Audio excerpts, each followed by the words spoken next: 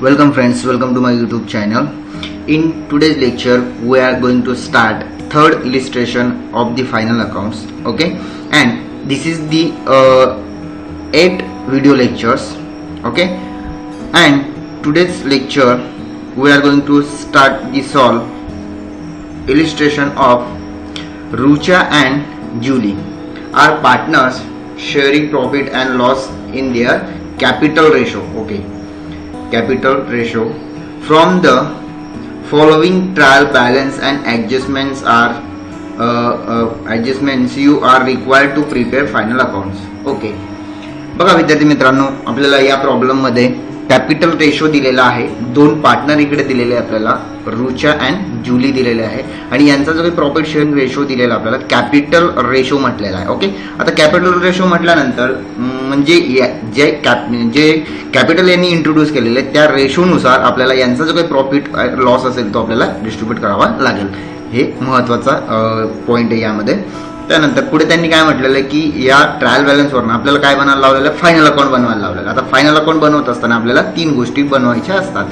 Trading account असतं, PNL असतं म्हणजे प्रॉफिट अँड लॉस असतं आणि बॅलन्स शीट असतं. ओके, आपल्याला खाली दिलेलं आहे ट्रायल बॅलन्स दिलेला आहे आणि डेट दिलेली आपल्याला 31 मार्च 2019 दिलेली आहे. ओके, या ठिकाणी आपल्याला हे ट्रायल बॅलन्स मध्ये डेबिट बॅलन्सेस आहे आणि हे क्रेडिट बॅलन्सेस आहे. ओके, त्या सर्वात आधी आपल्या जे काही स्टेप्स असतात त्या स्टेपनुसार आधी व्यवस्थितपणे तुम्ही ट्रायल बॅलन्स हे वाचून घ्यायचं असतं. वाचून झाल्यानंतर पुढची स्टेप आपली काय असते, खाली दिलेले असतात ऍडजस्टमेंट्स. ओके, ऍडजस्टमेंट्स आपल्याला आधी मार्क्स करावे लागतात. चला आपण आधी ऍडजस्टमेंट मार्क्स करूया. ओके, पहिली ऍडजस्टमेंट दिली, closing stock is valued at ₹88,000 cost price and 19,000. Okay, 90,000 market price. Okay, या ठिकाणी बघा मित्रांनो की या ठिकाणी cost price and market price दिलेली आहे. ओके, या ठिकाणी आता या ठिकाणी एक महत्वाचं बघा, जर क्लोजिंग स्टॉक आपल्याला क्लोजिंग स्टॉक इज जर का हा याच्या 2 अमाऊंट्स आपल्याला जर का दिलेल्या असतील तर त्या ठिकाणी आपल्याला काय करायचं असतं, whichever is lower cost price और market price whichever is lower, दोघांमध्ये जी काही लोअर असेल तर ती आपल्याला घ्यावी लागत असते आणि या ठिकाणी जी लोअर कॉस्ट आहे ती आहे 88,000 रुपये.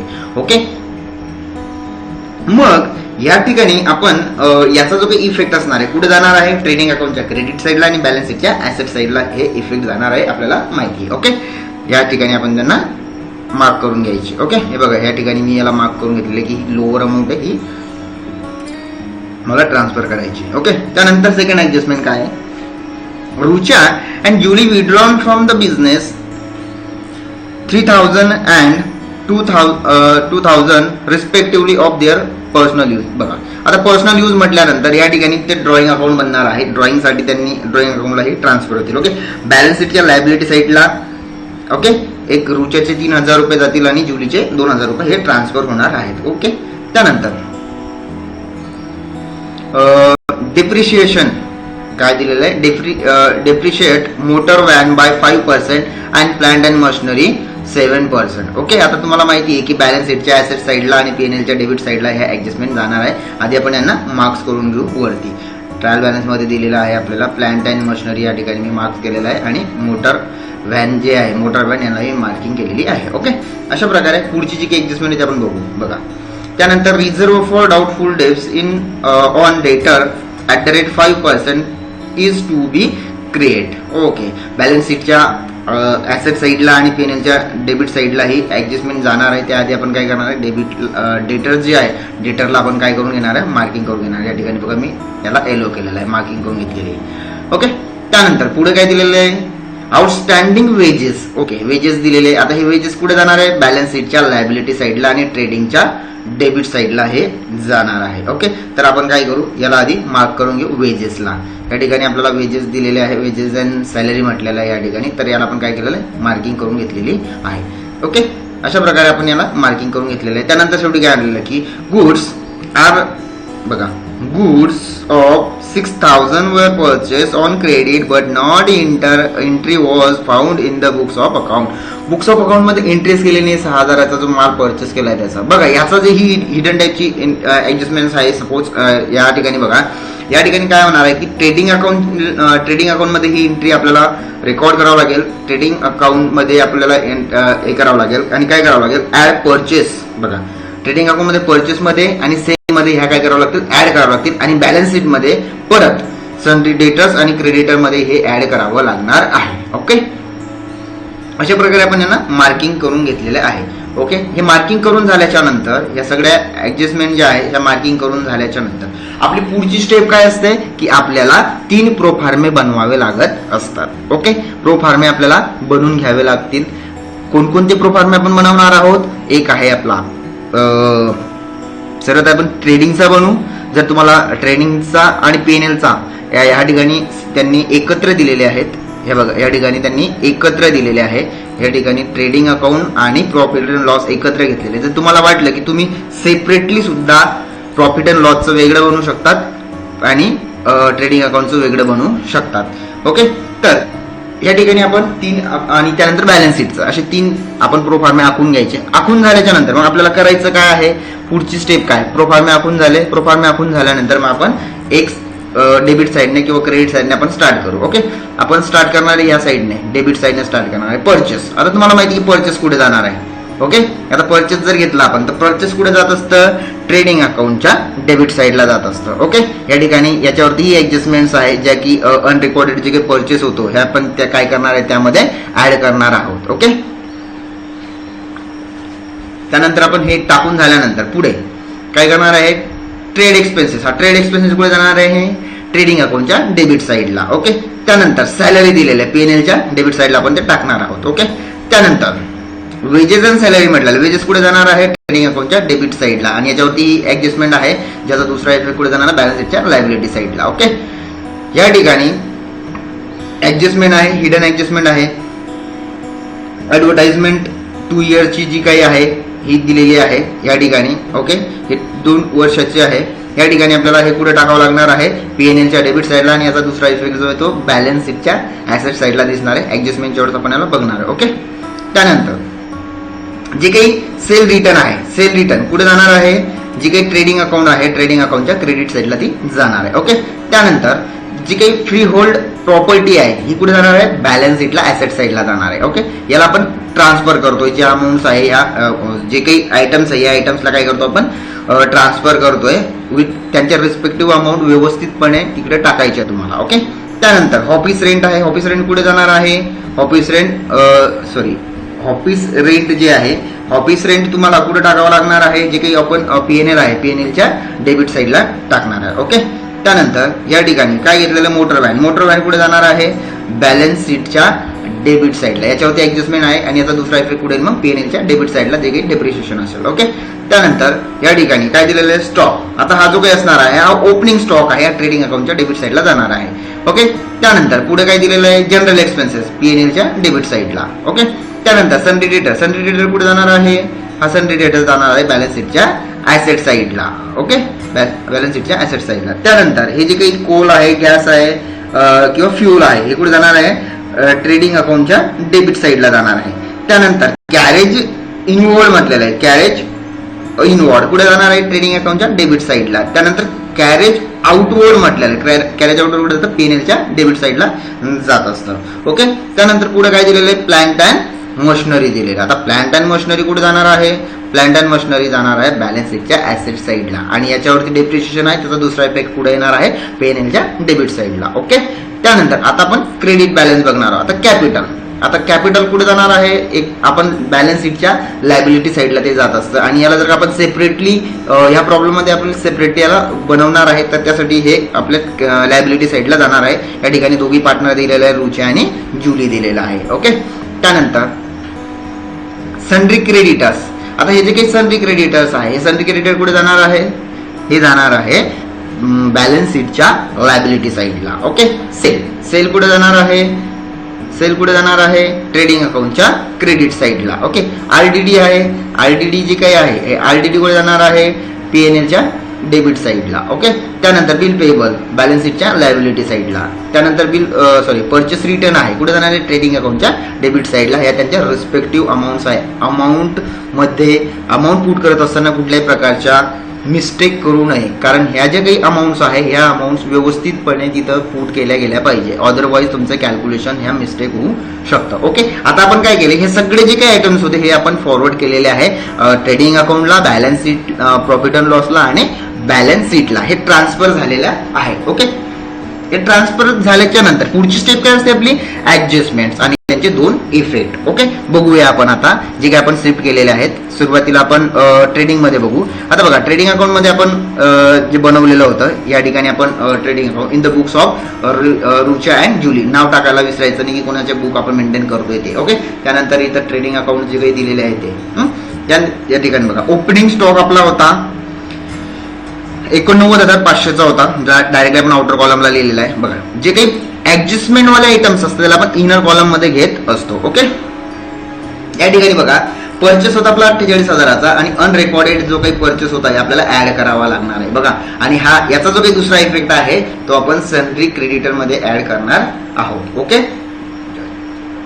आता सनरी क्रेडिटर मध्ये कुठे ऍड करणार आहे, बॅलन्स शीटला. ओके, मग याचा जो काही दुसरा इफेक्ट आपण काय करणार आहे त्या ठिकाणी देणार आहोत. ओके, तर चला बॅलन्स शीटला आपण त्याचा इफेक्ट देऊन टाकू. हे बघा, सनरी डेटर जे आहे याच्यामध्ये आपण याला ऍड करून टाकला. याचे दोन इफेक्ट झाले. ओके, समजलं तुम्हाला.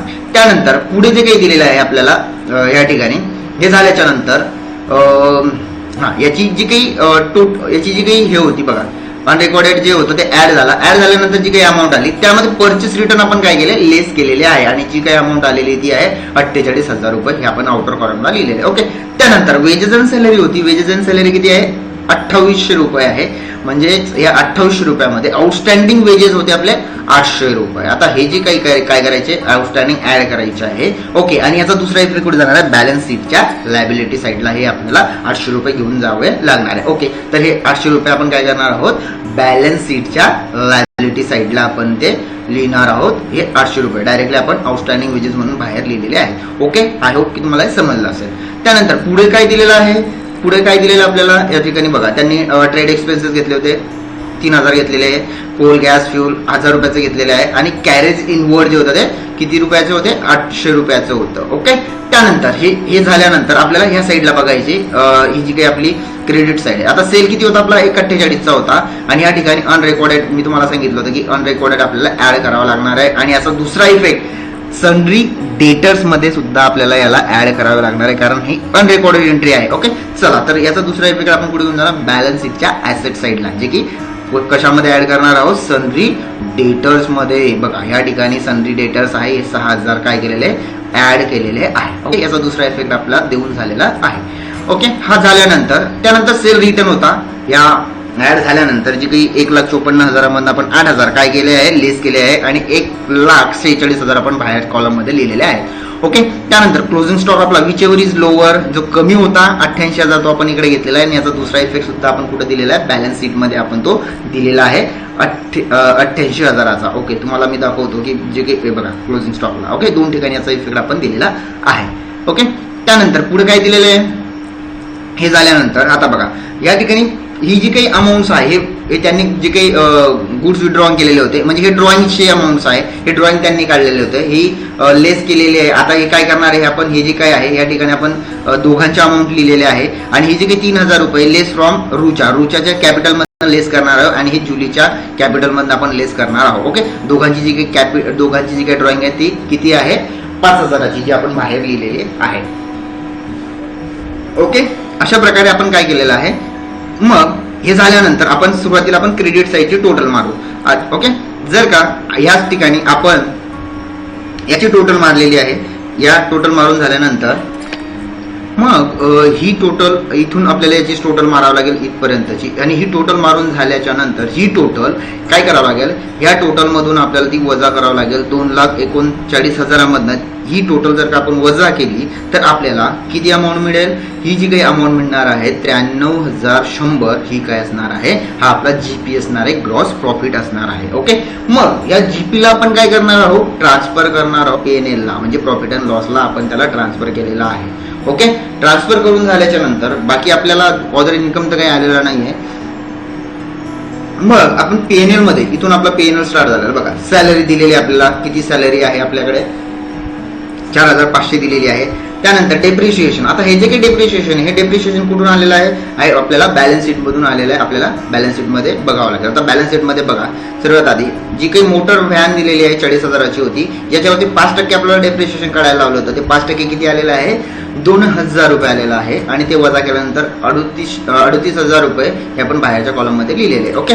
त्यानंतर प्लांट अँड मशिनरीवरती किती दिली, प्लांट अँड मशिनरी किती हजाराची आहे, 13,800ची आहे. त्यावरती आपल्याला 60% डेप्रिशिएशन काढायचं आहे, जे की आलेलं आहे 966 रुपये. ओके. मग हे 966 रुपये आणि 2,000 रुपये हे दोघी जे काही डेप्रिशिएशन आहे हे आपल्याला पुढे फॉरवर्ड करायचं असतं PNLच्या डेबिट साईडला. या ठिकाणी बघा की हे जे काही डेप्रिशिएशन दिलेले 2,000 आणि 966 रुपये म्हणजे 2,966 रुपये हे डेप्रिशिएशन आपण बाहेरच्या कॉलम मध्ये लिहिलेलं आहे.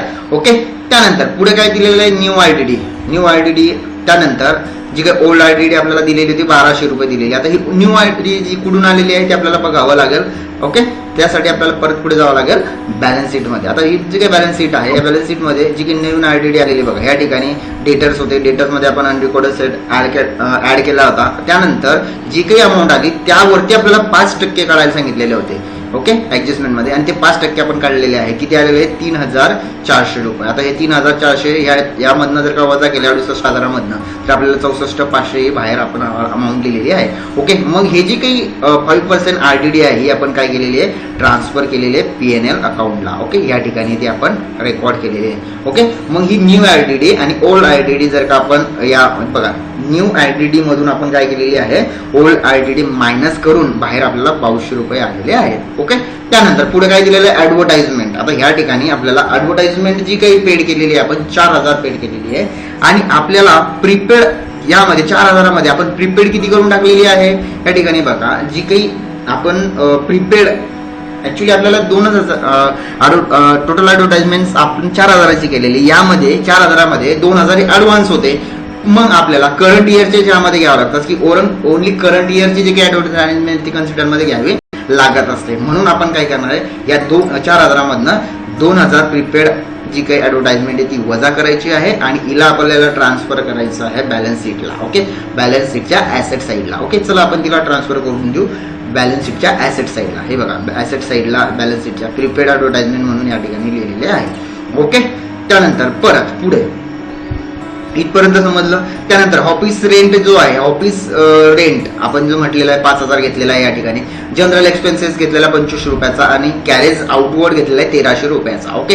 या ठिकाणी सगळं आपल्या इनपुट टाकून झाल्याच्या नंतर आपल्याला काय करायचं, टोटल करायचं. आधी क्रेडिट साईडची टोटल मारू. क्रेडिट साईडची जी काही टोटल आपल्याला ऑलरेडी त्यांनी एकच आयटम आहे या ठिकाणी 93,100 आलेले आहे, 93,100 आलेला आहे. ओके. मग काय करणार आहे, ह्या ठिकाणी इथून आपण काय करणार आहे, याची जी काही टोटल आहे याची टोटल मारणार आहोत. याची टोटल काय करणार आहोत, याची टोटल मारून घ्यायची आणि ती वजा करायची 93,000 मधून जर का आपण ती वजा केली 93,100 मधून तर आपल्याला उरलेली अमाऊंट किती दिसेल, या ठिकाणी आपल्याला 72,634 ही अमाऊंट आपल्याला दिसणार आणि हा आपला असणार आहे नेट प्रॉफिट.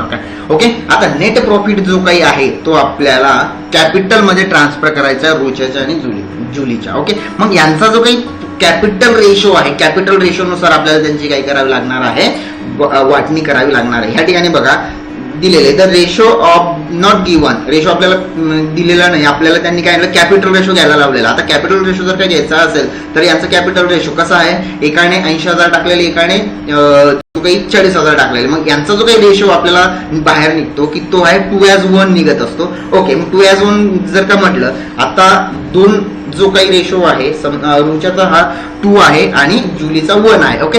मग ह्या ठिकाणी काय असतं, दोघांची बेरीज करायची. 2 आणि 1 ची जर का बेरीज केली तर 3 होतात. ओके. मग आपण रुच्याचा जर का आपण प्रॉफिट काढला तर तो कसा निघेल, 2 डिवाइड बाय 3 इंटू जी काही आपल्याला टोटल अमाऊंट आलेली आहे 72,634 तिला काय करायची, मल्टिप्लाय करायची आणि म्हणजेच काय त्यावेळेस आपल्याला जो प्रॉफिट निघेल तो निघेल 48,423 रुपये. हा कोणाचा निघाला, रुच्याचा. ओके. तसंच त्याचप्रमाणे जुलीचाही काढायचा. जुलीचा रेशो काय 1 आहे. ओके. मग काय करणार, 1 इंटू 3 1 डिवाइड बाय 3 इंटू जी काही अमाऊंट आलेली 72,000 म्हणजे 72,600 34 रुपीज. ओके, म्हणजेच याचा जो काही जुलीचा जो प्रॉफिट येणार आहे तो किती आलेला आहे 24,211 रुपये तिचा प्रॉफिट आलेला आहे. ओके, आणि हा प्रॉफिट रेशो हा जो काही प्रॉफिट आलेला आहे याला कुठे ट्रान्सफर करायचं कॅपिटल अकाउंटला आपल्याला ट्रान्सफर करायचा आहे. ओके, आय होप की तुम्हाला हे समजलं असेल. ओके, मग आता या ठिकाणी कॅपिटल अकाउंट या ठिकाणी आपण वेगळं बनवलेलं आहे. ओके, जर का अशा प्रकारचे जास्त ऍडजस्टमेंट असते आपण त्याला वेगळं बनवलेलं आहे किंवा आपण बॅलन्स शीट मध्ये जरी बनवलं असतं तरी चाललं असतं, परंतु या प्रॉब्लेम मध्ये आपण वेगळं बनवलेलं आहे. ओके, या ठिकाणी बघा ओपनिंग बॅलन्स त्यांचं रुच्याचं किती होतं 80,000 आणि जुलीचं होतं 40,000. ओके, त्यानंतर प्रॉफिट जो काही तो वाटून घेतलेला आहे 48,423 आणि याचा 24,211 वाटून घेतलेला आहे. त्यानंतर ड्रॉइंग जे होते रुचेचे 3,000 होते आणि जुलीचे 2,000 होती. ओके, मग त्यानंतर याची पूर्ण टोटल मारायची. जुलीची जर का टोटल मारली 64,000 किती झाले 211 रुपये टोटल. ओके, त्याच्यामधनं जर का 2,000 वजा केले ड्रॉइंगचे तर किती अमाऊंट होणार आहे 62,211 आणि हा त्यांचा असणार आहे बॅलन्स जो की कॅपिटलचा बॅलन्स असणार आहे. ओके, त्याचप्रमाणे या ठिकाणी काय करणार आहे 80,000 मध्ये आपल्याला प्लस करावं लागणार आहे प्रॉफिट. म्हणजे किती येईल तो 1,28,423 रुपये. ओके, या 1,48,423 मधनं आपल्याला 3,000 वजा करावं लागेल तर 1,25,423 रुपये हा बॅलन्स असणार आहे रुचाचा. ओके, हे जे काही दोन बॅलन्स आपल्याला मिळालेले आहेत हे आपण बॅलन्स शीटला आता ट्रान्सफर करणार आहोत. ओके, या ठिकाणी आपण ते ट्रान्सफर केलेले बघा रुचाचा 1,25,423 आणि जुलीचा जो काही बॅलन्स आहे 62,211 रुपये. दोघांची जर का बेरीज केली तर 1,87,634 रुपये या ठिकाणी आलेला आहे. ओके, त्यानंतर इतर जे काही ऍडजस्टमेंट ड्रॉइंग आपण आउटस्टँडिंग जी काही वेजेस तिकडनं आपली शिफ्ट केलेली होती इकडे या ठिकाणी क्रेडिटर्स मध्ये आपण बघा अनरेकॉर्डेड सेल ऑलरेडी आपण या ठिकाणी रेकॉर्ड केलेला होता. 28,000 टोटल सनरी क्रेडिटचे अमाऊंट आपल्याकडे आहे आणि बिल्स जे काय आहे बिल पेबल जे काही आहे ते 12,000चे आपण घेतलेले होते. ओके, त्याचप्रमाणे आपण या ठिकाणी डेप्रिशिएशन व्हॅनवरचं काढलं होतं. त्यानंतर प्लांट अँड मशिनरीवरचं डेप्रिशिएशन काढलेलं आहे. या ठिकाणी मोटर व्हॅनची जी काही अमाऊंट आपल्याकडे 38,000 रुपये उरलेली आहे. प्लांट अँड मशिनरीची 12,834 रुपये उरलेली आहे. त्यानंतर जे काही डेटर्स आपल्याकडे उरलेले आहे जे काही ऍडजस्टमेंट केल्यानंतर 64,500 उरलेले आहेत. क्लोजिंग स्टॉक आपण जो कमी होता तो घेतलेला आहे 88,000 रुपये. त्यानंतर प्रीपेड ऍडव्हर्टाइजमेंट लेस करून आपण 2,000 या ठिकाणी घेतलेली आहे आणि फ्री होल्ड प्रॉपर्टी जी काही होती 23,000 या ठिकाणी आपण घेतलेली आहे. ओके, आणि अशा प्रकारे आपण सगळ्या ऍडजस्टमेंट टाकून झालेल्या आहेत आणि यानंतर आपल्याला शेवटची जी काही स्टेप आहे याचं कॅल्क्युलेशन. याला काय करायचं याचं कॅल्क्युलेशन करायचं आणि याचं कॅल्क्युलेशन आलेलं 2,28,434 रुपये आणि ह्या साईडची ही टोटल म्हणजे लायबिलिटी साईडची टोटल आणि ॲसेट साईडची टोटल जर का तुमची बरोबर आली असेल तर समजायचं की तुमचा प्रॉब्लेम तुमचा सम हा टॅली झालेला आहे आणि ही खूप महत्वाची गोष्ट आहे. आय होप की तुम्हाला हा प्रॉब्लेम नक्कीच समजला असेल मित्रांनो. जर का तुम्हाला या सममध्ये काही क्युरीज असतील तर तुम्ही मला कमेंट बॉक्समध्ये जाऊन तुम्ही मला मेसेज करू शकतात. जर मला काही अडचणी असतील तर तुम्ही मला पर्सनली कॉल करू शकतात. ओके, त्यानंतर जर तुम्हाला व्हिडिओ आवडला असेल तर माझ्या चॅनलला सबस्क्राईब करून घ्या, नोटिफिकेशन बेलला ऑन करून घ्या आणि त्यासाठी तुम्हाला माझ्या चॅनलवर जावं लागेल. ओके, आणि जर का आवडलं असेल तर ह्या व्हिडिओला शेअर करायला विसरू नका. ओके.